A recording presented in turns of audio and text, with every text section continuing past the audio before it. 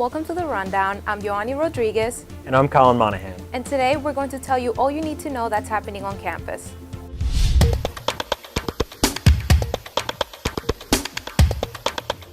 So far, we've had some pretty great events this year. For example, Cranberry Fest, the R Factor, a hypnotist on campus, a comedy show, and some great wins in the athletics section. But let's not forget to plan ahead for all the future events. On Thursday, October 5th, from 6 a.m. to 5 p.m., there will be a CVS employer site visit. The location is still yet to be determined. However, you can always stay updated on rider.edu for more upcoming details on that. Also, on Thursday, there will be a grants workshop in 310 and 311 in the Teaching and Learning Center, located in the Science Building. This will be held at 11:30 a.m. and go till about 1. This workshop will allow faculty and staff to discuss the process of researching grants and discussing how one can pursue them. However, one does have to RSVP at tlc@rider.edu before attending. Also, on Thursday, there will be an artist talk at 7 p.m. at the Rider Art Gallery, featuring Bill Scott's The Landscape in a Still Life.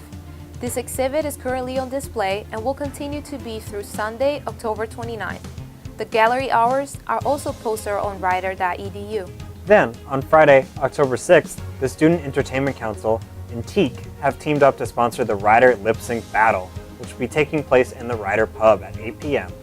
Just to jump a little ahead, everyone mark your calendars for Friday the 13th, where Rider will be hosting Magnus in the Alumni Gym. Doors will be open at 9:45 p.m. and it will begin at 10:30 p.m.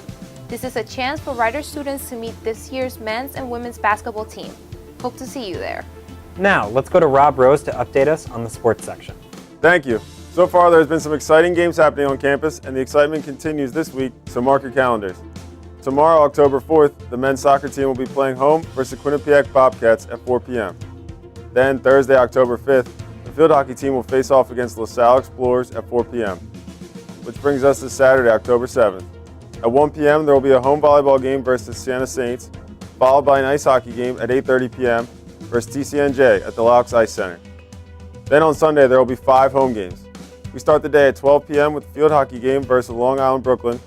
Then at 1 p.m., the volleyball team faces Marist Red Foxes. At the same time, there's a men's and women's tennis match against the Quinnipiac Bobcats, followed by the ice hockey team playing Maryland University at 3:30 p.m. at the Laux Ice Center. So make sure you go out and support Rider. And for more in-depth stories, be sure to check out the Rider News at theridernews.com or on my Twitter @RobRoseSports. Now back to you guys. Thank you, Rob. I'll definitely look at the previous stories. And that's it for today's first episode of The Rundown. Please make sure you stay tuned for next week's episode. We'll give you even more updates about what's happening around campus.